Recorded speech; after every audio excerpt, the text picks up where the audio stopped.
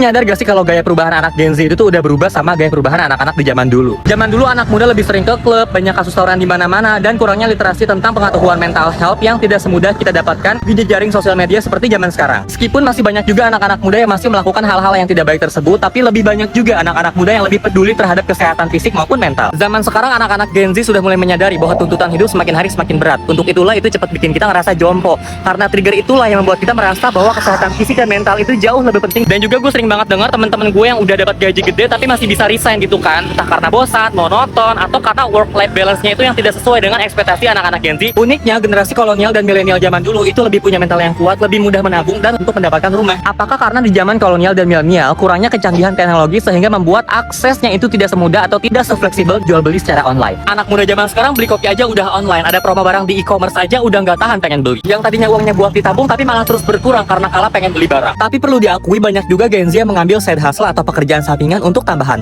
Hal ini membuktikan bahwa Gen Z punya pikiran yang realistis terhadap kebutuhan yang semakin meningkat selama pekerjaannya masih layak untuk dipertahankan. Bahkan sampai ada riset yang mengatakan bahwa kebanyakan anak-anak Gen Z itu lebih takut gak punya duit dibandingkan tidak menikah. Hal ini menjadi poin plus kalau Gen Z gak melulunya anak manja, tapi hidup dan bekerja harus punya tolak pandang yang masih masuk logika. Kalau menurut pendapat kalian gimana? Coba dong tulis di kolom komentar.